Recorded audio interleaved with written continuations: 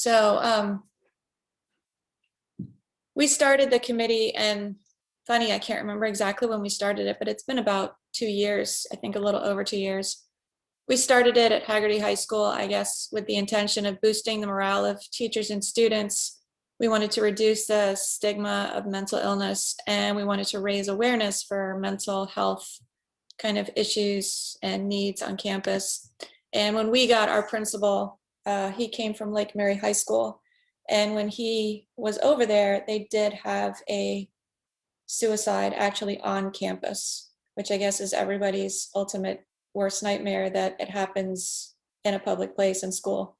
And so when he came over to our school, he was very, I think, aware of the fact that there are mental health issues on high school campuses. And he was kind of ripe to, I guess, sort of go along with our committee in a way. Our previous principal had sort of a reputation as maybe, I know Chrissy's smiling because I'm trying to say it nicely, but it wasn't really her thing. And then we got a new principal. This is the nicest way I can say it. It wasn't her thing. We got a new principal who, because he had gone through this at his school, I think was just like, welcome this idea to start this committee with open arms.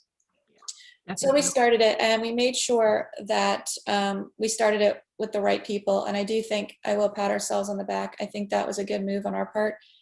We do have parents that are PTA moms. We made sure to include guidance counselors, our school mental health workers. So we have like New Horizons workers on campus. We included the school social worker, who I guess goes from school to school. And then what we didn't do right away, which we did end up doing, was adding students. And we have about 15 students on our committee now. And the reason we're doing this is because we want to get this committee started at every school in Seminole County. We want to start with high schools. We then want to move on to middle schools, and then finally elementary schools. And since Polly and Cheryl, I know you guys are from high schools, you understand why high schools need to be first in getting this going. And elementary schools with like 5-year-olds, probably it's not as pressing as it is for teenagers. So that's why we're doing this, to hopefully show you guys what we put together, with the hopes that you can put it together for your school. So our ultimate goal is to, by creating this county-wide program, is that there is more force in numbers, or more power in numbers, and that we want to start moving forward and pushing the school board or the county and everyone we can to try and get more mental health counselors at our school. So that's the ultimate goal. Exactly. And I wrote some notes on my computer so that I don't forget the important things. So again, we started this a couple years ago. It definitely started before the pandemic. One of the first big things we did was we held a mental health night for our school, and it was for parents and students. We had area providers come and speak on different mental health topics, and we had separate breakout sessions for parents and students. And our, like I said, our guidance counselors, our social worker, all of our mental health workers were very involved. And I think that was February 20th, right before the pandemic. And what I am going to do, if I can figure this out, is I'm going to show you a video, or maybe I'll just be showing you my computer because I'm sort of new at this. But the video is kind of what we did to get started. So if you can give me 6 or 7 hours, I'll see if I can figure out. So hang on, June 23rd. All right, so I think, all right. So I think I can do this. So I'm not a professional, this may shock you. But I'm gonna hit share screen. Good grief, desktop, I guess, hang on. So if somebody wants to be nice to me, would you turn your mute off and let me know? Can you see my YouTube screen? we can see it, Katie. Oh, rock star. Okay. And I don't know how to tell if the sound works, but let's see. With parents about the stress, anxiety, and pressure. So hold up. Could you hear that? We can. If you want to turn it up a little bit, you can click on the speaker. There you go. Yeah, I know it's all the way up. Okay, just making sure. Okay. The Wellness Committee got its start from a conversation with parents about the stress, anxiety, and pressure our students were feeling in their day-to-day lives. That discussion led us to the decision to focus on mental health issues and to develop programs to address these. The committee is made up of parents, school staff, and mental health counselors attached to the school. Having the professionals' input really helped steer the direction of our programs. We purchased yard signs with positive affirmations, which we placed in the various parking lots so everyone could see them.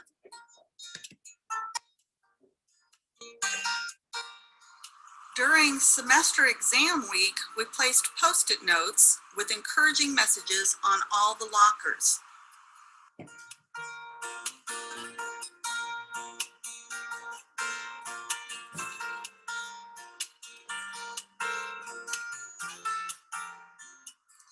We used our social media platforms to post supportive messages throughout the year.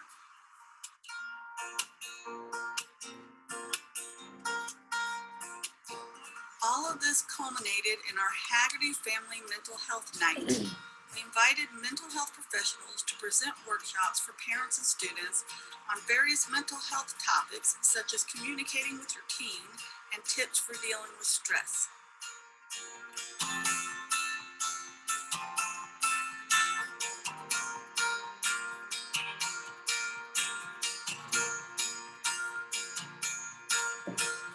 Our families responded with positive feedback for our programs, and we plan to build on these in the coming years.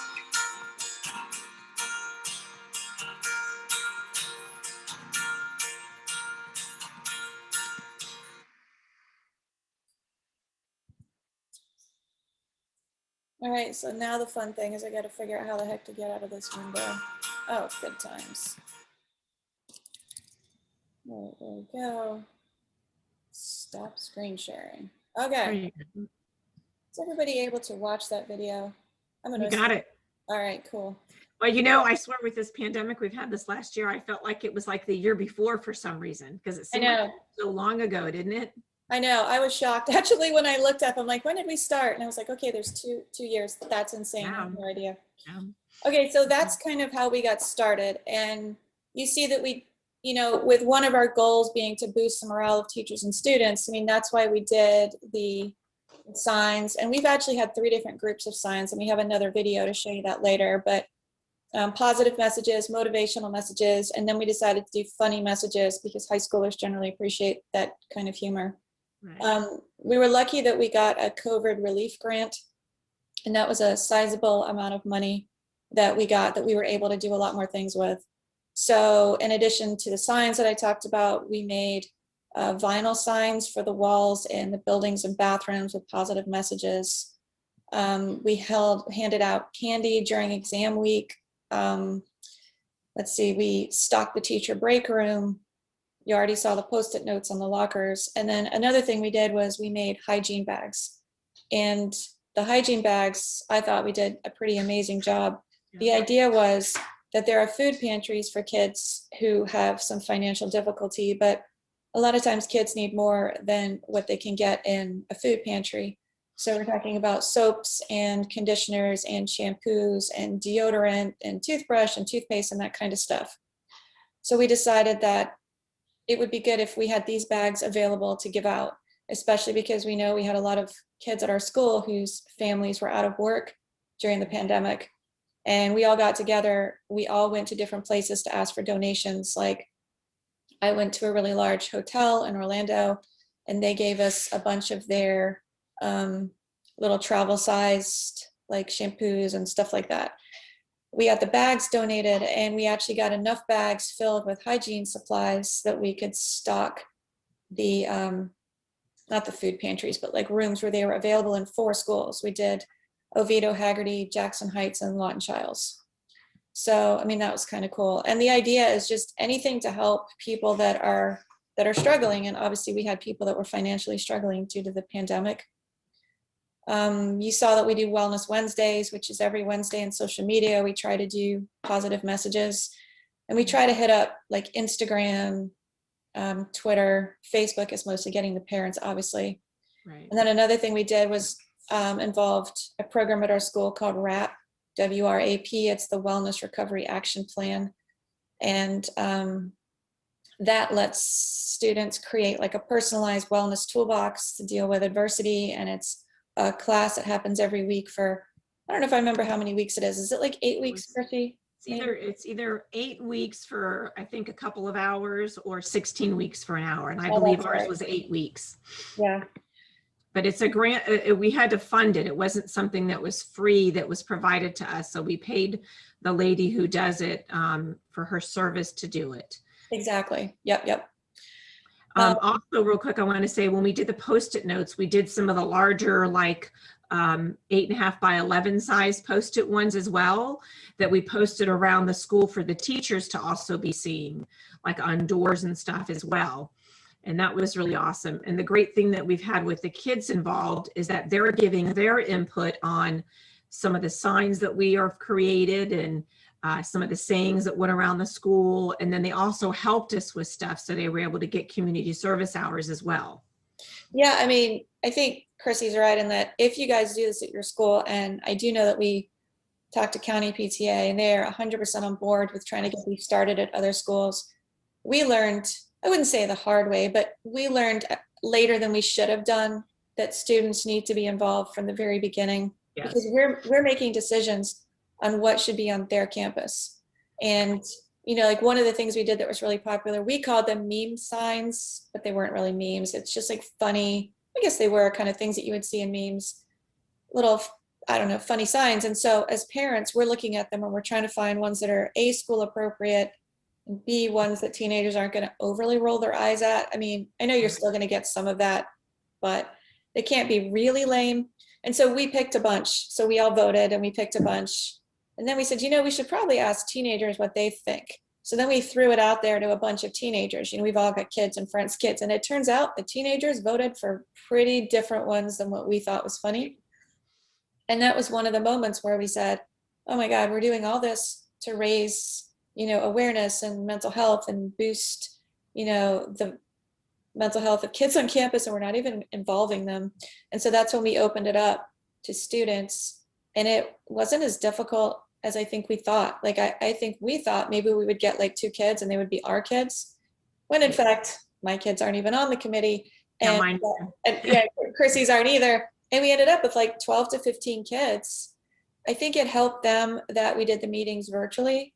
I think maybe that makes teenagers a little more comfortable that they can come home and do it from their room on their cell phone, and we don't force them to turn their cameras on, but they're really comfortable chatting in the chat box, we've noticed. So yeah, and so they vote on everything to do with our committee. And I think it's been really helpful to get the perspective of the people we're actually serving. And it's kind of funny, it didn't dawn on us to do that from day one. Right. We've done it now, and it's helpful. We do give them Bright Futures hours if they come on campus and help us put up signs or whatever we ask them to do. I know we mentioned that we do these Wellness Wednesday graphics on social media. Have the kids make the graphics. Have the kids like go to your student members and say, we want a positive graphic about this. Go ahead, you find it, you make it, you put it up. We've had some other kind of virtual events that we've partnered with one of our other committees. So we did that event. Kirsty, what was it called? What was that game with all the little different colored people? Oh, Among Us. Among Us. Okay. Among Us. Okay. Yeah. Among See, Us. I didn't remember. Okay. Yeah. We had a virtual Among Us event where we had some student groups lead it at night. And so we had our kids make the graphics. So they earned Bright Futures hours for making the graphics. And we said it doesn't have to be anything fancy. Grab a picture from online, put the information, and allow kids to get together, in like a virtual environment. But again, like keep using your students for this stuff because it gets them involved. They feel a part of it. You dangle we'll give you Bright Futures hours carrot, and you're going to get more students involved. Well, and I think it was definitely more helpful going in our second year with having the students participating, because that's who we ultimately want to reach.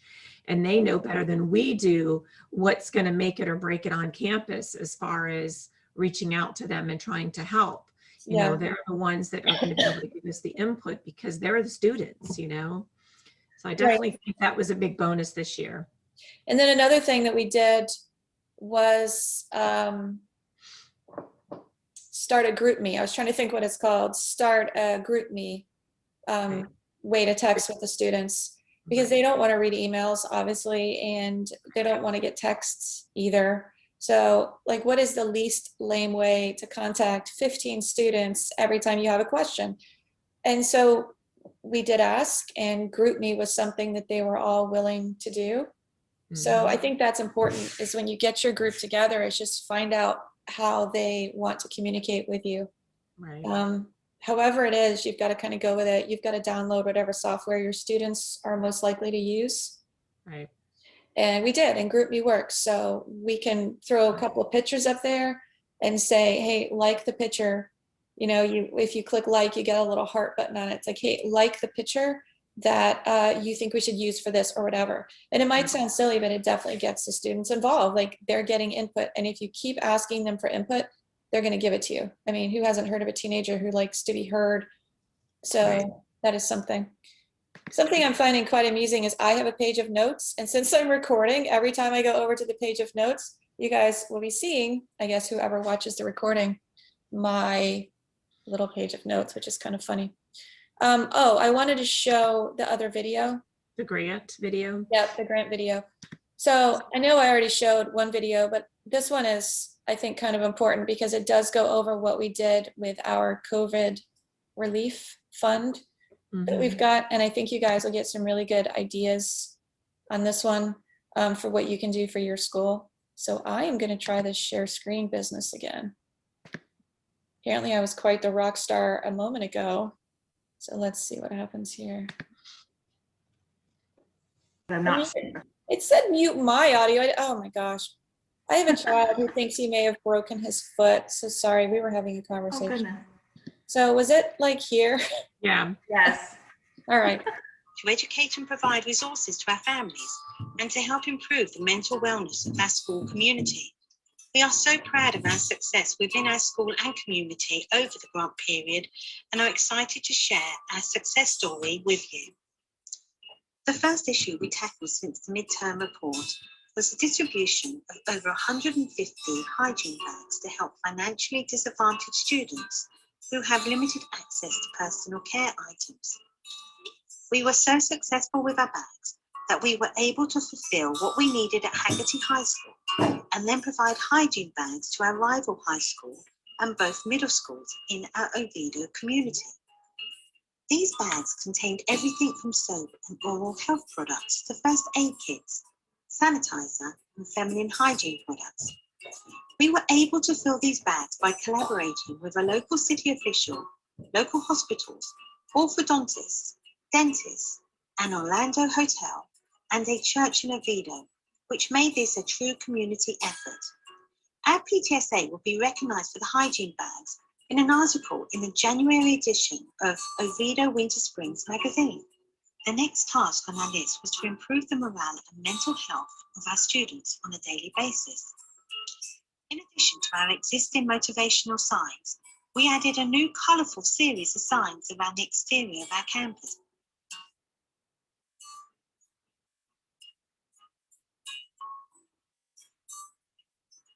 We also added 12 new humorous signs on the inside of our campus that were designed to make the students and staff smile as they read the funny messages.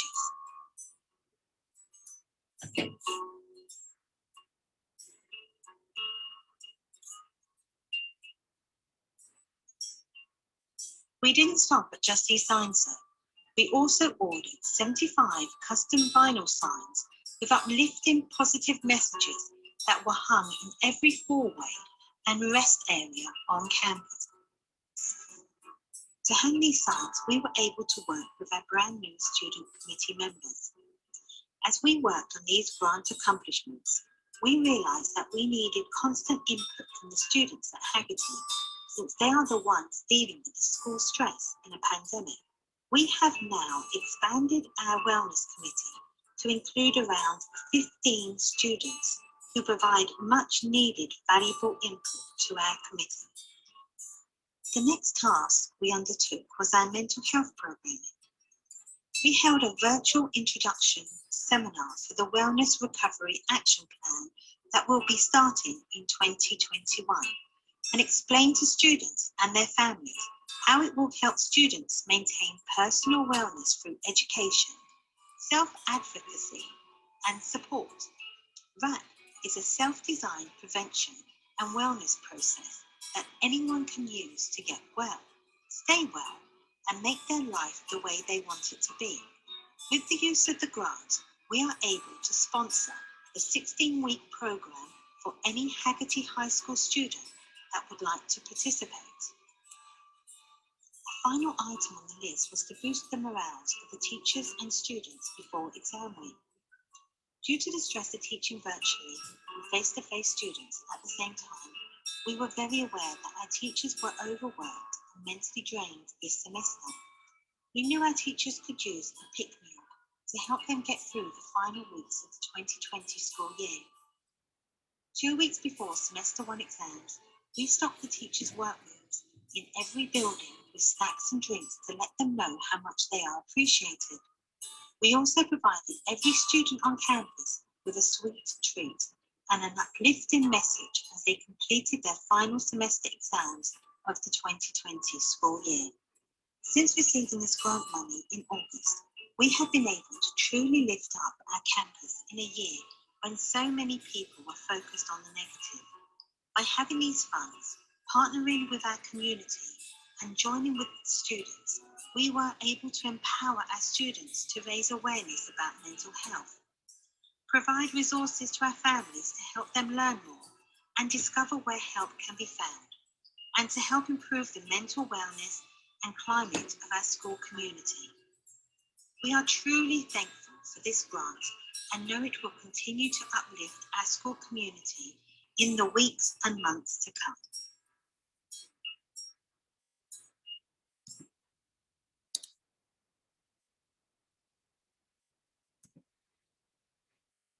All right, was that slightly less of a screw up that time? Oh my goodness. Okay.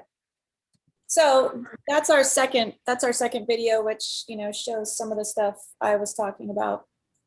I've got my notes up here, which you guys can't see, but whoever is going to be watching this will absolutely be looking at my notes. Okay. So I was going to talk to you just real quick about our goals for next year.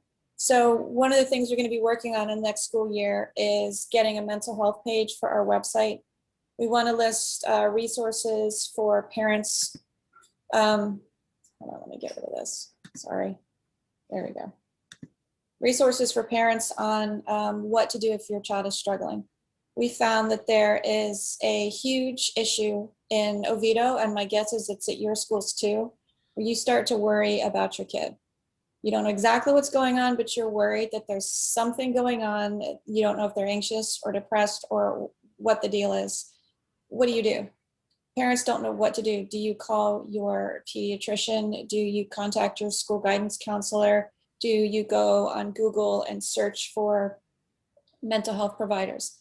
You know, you might think, oh, I know exactly what to do. I can guarantee you for every parent who knows exactly what to do, there are like 30 who have no idea what to do if they notice their kid struggling. Whether you have insurance or don't have insurance, what can the guidance counselor do? Are there mental health workers at your school? Most people don't even know that schools have programs like New Horizons, what that is, what they do. People think that the guidance counselor can give your child some therapy sessions. They can't. Like, there's so much out there that parents don't know. So we want to put a page on our website, and this will be on the Hagerty High School website. Like when you click on PTA, there's going to be a mental health link, and we actually would like a mental health button on the main page that's going to list what to do if your child needs help. We obviously can't list providers. We can't say like, go to Dr. Johnson, they're the best therapist. We know we can't do that. But what we do want to do is explain, like, if you choose to contact the school, here is what will happen. You will have to contact your child's guidance counselor. They will do this, this, and this. If you have insurance and you would like to go through your insurance, this is what you should do. And you explain those steps. If you don't have insurance and you're worried about your child, this is what you should do. And then Chrissy is also going to add a list on there of like questions you should ask when you are trying to find a provider for your child.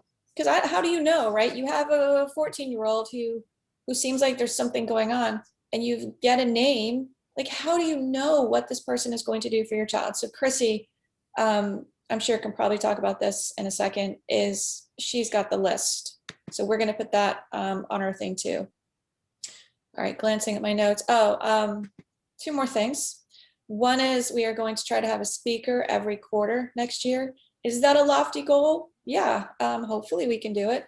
And we want the speakers to relate to mental health, but we also have learned something interesting. And I don't know if this is unique to Hagerty, but I would be willing to bet that Crooms, you've got this problem, and Seminole, you've got that big IB program. My guess is you're gonna have this problem too. If you put mental health out there, people don't wanna come for that. If you dangle this will help you with college admissions carrot out there, parents are gonna claw their way to the front of that line because people like anything to do with college. So how can we get people to learn more about mental health if they don't want to come, but yet if you mention anything about college, we have standing room only. So what we thought about was involving college mental health in it. So we had thought about talking to somebody who works at UCF in their health services department for students that deals with mental health. And we were considering our first speaker to be, I actually know who the woman is, I can't remember her name, but to have her come out to our school and talk about the common mental health problems they see for freshmen. What's likely to happen to your college freshmen that's going to cause them to spiral, I guess is maybe the word I'm looking for. Like, what do they see? And if you can find out what is not likely to happen, but is going to be the thing that they're going to see in the mental health center at UCF, can you do something to help ward that off? Can you maybe have them talk to them about it in their senior year? Like, what can you do to better prepare your child mentally for college? Because all our schools seem to care about, and I don't mean this as an insult to the schools because it's at the staffing, but they have to prepare them academically. And that's what Seminole County Public Schools does very well, is they prepare the high achievers for college. And if your high achiever has anxiety or depression or social issues, too bad. Because if you've got A's and you're in all the right classes, that seems to be what the focus is. And I think that's why we have a lot of kids who go away and they struggle. Right. You know? And so, go ahead. I was just going to say real quick, I had done this college webinar this last season. It was every Tuesday night for 8 weeks. And one of the panelists, they're panelists from all over the country that have to do with college admissions, essays, all that. And one of them said that if your child is struggling with mental health at home, they're going to struggle when they go away. Mm-hmm. And, you know, this is a perfect opportunity for us to get in there with someone that's going to tell everyone, hey, these are the things you need to be working on at home if your kid's really going to move away and go to college. Yeah, I mean, no more accurate statement has ever been said. I mean, I got to tell you, I have friends whose kids went away to college last year. They came home early and they're not going back, and they didn't come home early for a good reason. You know, like this is what we aren't preparing kids for in Seminole County. So this is one of the things that we're hoping that our group can do. And it's hard. You know, it's really hard for a group of, typically we're talking moms here. You're going to get, if you're lucky, 5 or 6 moms, and you're going to get a handful of students. And how can you help these students be better prepared with their mental health to move on? And it doesn't matter what they're moving on to, even if they're moving on, you know, to community college or jobs or whatever, they still have to be prepared. Right. And so that's one of the things we're going to do is to start those speaking groups. We're hoping next year. We're hoping that we're open enough that we can have somebody come to an auditorium, which we couldn't this year. So we're hoping that that's something that we can do. And then our other big push is we want to get these groups in every school. I mean, we've done a lot at Hagerty, and yeah, we are going to pat ourselves on the back because we have done a lot. But one of the things we think about is every school deserves this. Every school deserves to have a group of parents and kids whose sole focus is trying to make life a little better. And, you know, unfortunately, and I feel terrible saying this, but we had a suicide at our school. I believe, Chrissy, was it 2 Fridays ago? Yeah, it was actually not at the school, but it was one of our freshman students. It was 2 Fridays ago. The funeral service is actually tomorrow. So, I mean, it's heartbreaking. Here we are trying to do everything. And, you know, I suppose in a way, patting ourselves on the back, like, look, we've got the signs and the food and the groups and the students. And then you still get a kid, I believe she was 14, who took her life at home. So there are a lot of battles going on, and I think we owe it to our students and our fellow parents to do whatever we can do to help them. And I know that, I mean, this is uncomfortable to talk about, but if a suicide doesn't happen on campus like it did that year at Lake Mary, it isn't talked about. And I know that there's been a couple of other Seminole County high schools who have had suicides happen, like ours did, in the privacy of their own home, so it doesn't get talked about. But these things are happening, and again, I think we owe it To our kids. to everybody. And at PTA, we do a lot of great stuff. You guys, I'm sure, are doing great stuff at your schools. But sometimes I think if you take a step back and look at the focus of what we're doing, is the focus on the mental health of your students? I mean, were we focusing on that, Chrissy, before we started this group? I mean, not really, right? I mean, if it happened to help them, but this group, this is all we do. We try our best to find ways to help boost our students. And we also do look at our teachers because of what they've gone through. So we have done some stuff for teachers too. Absolutely. But we've got to get funding. And I think what's happening is there's a lot of talk that, oh, you guys are getting this and you guys are getting that. But there's not always a lot of actual funding that comes your way. So we realize that, like Chrissy said earlier, it's better in numbers. So if we can get a group at every school, and then each group has one representative who will be on the county board. And then whenever we go to do something, so we ask for funding or we ask for a position or whatever, we can say we have a county group that represents every single school in Seminole County. Not just represents as in like, oh, I represent. No, there is a member from every high school, every middle school, and every elementary school. And then each member represents, a group of parents. It would be amazing if this mental health group countywide could be a very large group. And I think we would have a lot of pull. We have tried contacting the wife of our governor because she has a mental health initiative. So far, we haven't been successful, but we do have some email addresses. Like we're in the process. So it's not like we tried and failed, but we're in the process of contacting her. We want to contact politicians. Like we have a lot of plans, but we can't do these plans if what we're saying is we're the parents of Hagerty High School. We have to be able to say, we are the parents of every high school in Seminole County, or the parents of every school in Seminole County. I mean, that's our goal. Absolutely. So our school also received a grant from, who was the grant that Cassie got from, do you remember? Yeah, I don't remember the name of the grant, but I remember she got grant one. that the school got, and our one of our mental health counselors that is hired and paid for by the school, the only one we have, I guess. She was able to create a room, so it's actually like a safe space room, and the grant allowed her to purchase furniture and things for that room. And our mental health group, including the students, helped pick out all the things that went in the room and helped set the room up. And our students also received hours for that. So now this is a safe space that students can go to when they need to just, I guess, get away for a few minutes or a little bit, and there's no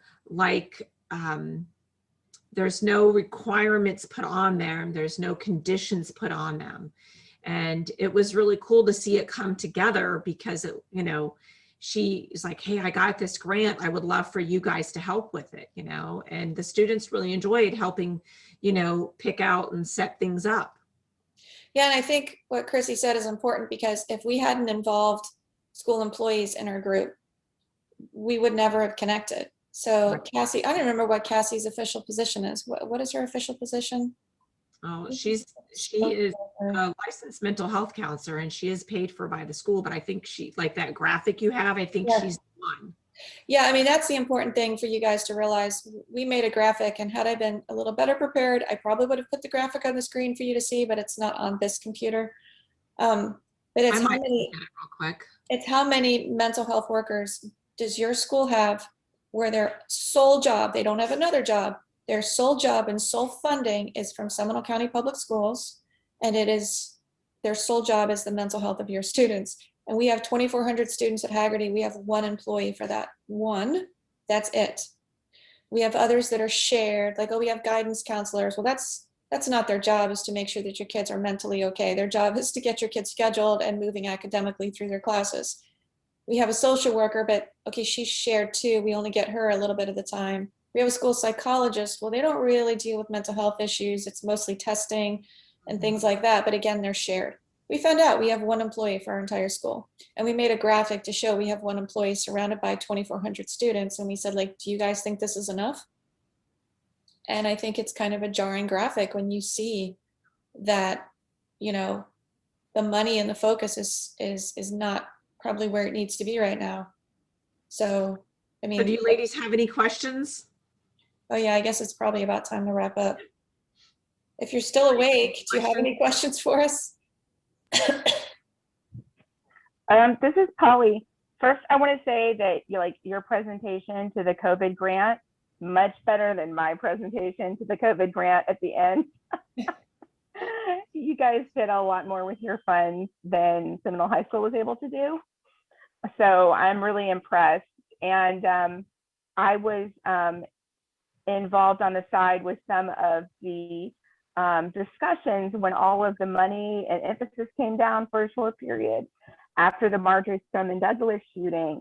And yeah, the county's model was really to have like minimal school dedicated mental health staff, but to have floaters like that people would get referred to.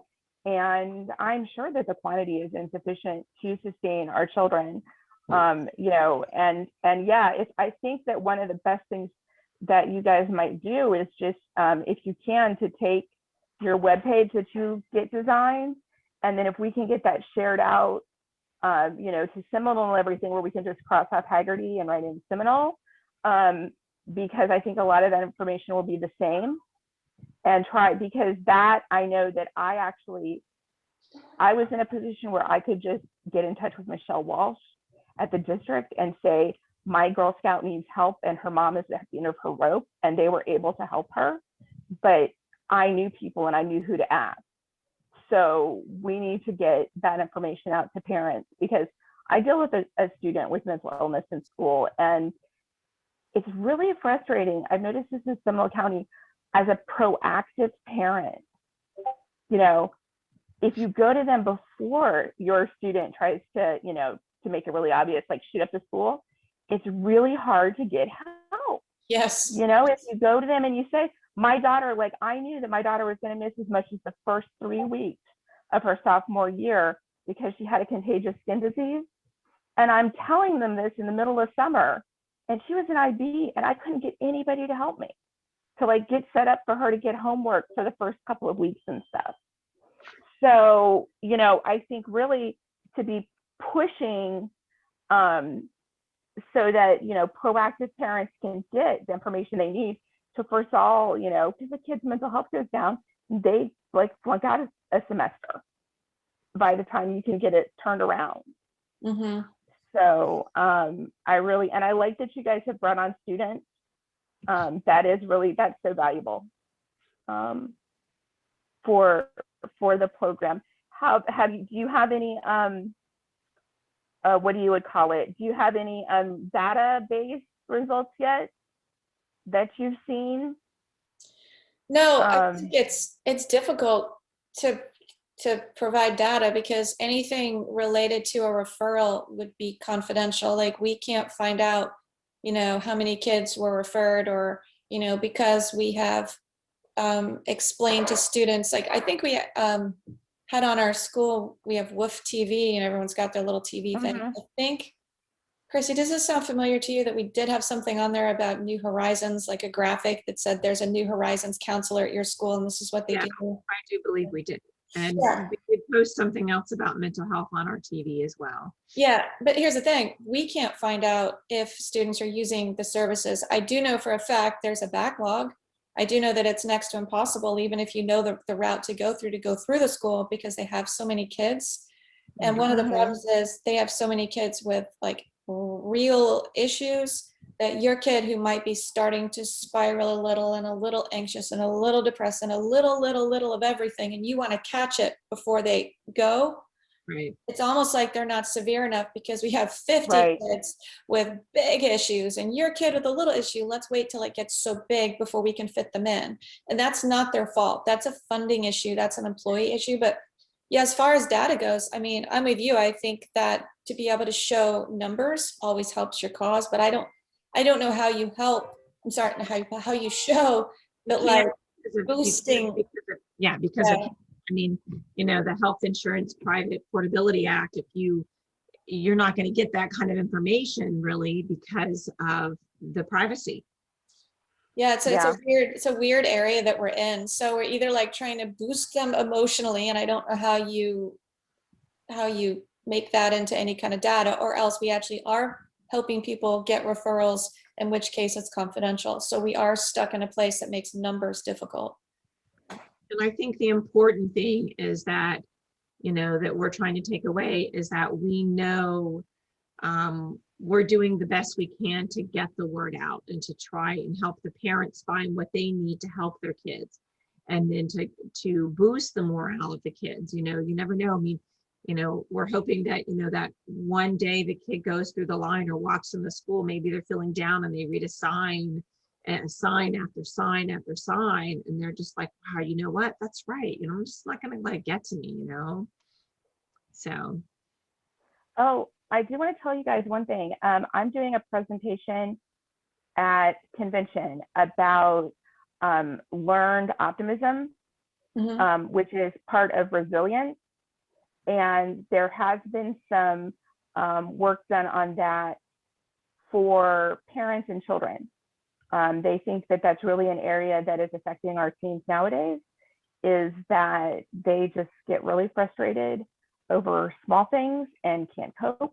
And so you might find, if you haven't already listened to some of that, some of his work is kind of interesting as a way to go for maybe one of your presentations or something, because it definitely is meant to help children. If you get that kind of, it's kind of like a growth mindset as well. The same kind of positive and working through things. I will say that there is like a downside to learned optimism, that you can't go too far with it, but I think for the things that the kids are facing mostly, oh, I failed a test, well, I'll do better on the next one, or I'll ask for makeup, or it'll be okay.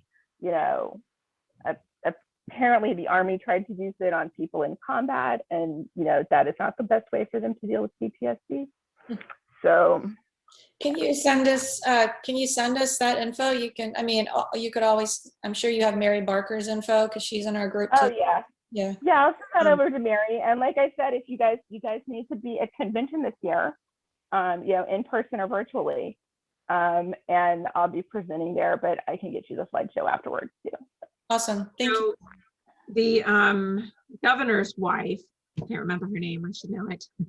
Anyway, her program has a lot to do with resiliency. So, that was something I had read about. I don't remember all of it, but I know it focuses on resiliency with the kids and stuff. So, but Cheryl, did you have any questions? Not specifically. I mean, at Crooms this year, I made it one of our big goals to focus on morale.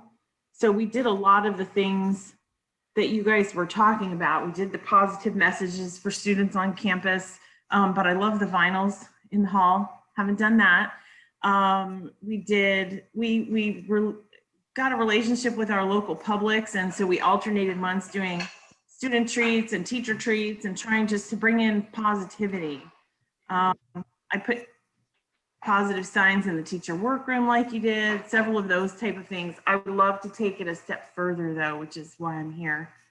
I have a senior, but as Vanessa, who just magically appeared in the bottom of my window, just got me sticking around next year. So I would love to see us take it a step further. I mean, I speak from personal experience of what a struggle this year was for seniors especially, but yes. Don't you think that, Cheryl and Polly, don't you think it would make a lot of sense for us to collaborate? Because I feel like here we are at our individual high schools, and we're all sitting around trying to come up with ways to make life better for our students and our teachers. And we're all sitting here each year trying to reinvent this wheel of what can we do.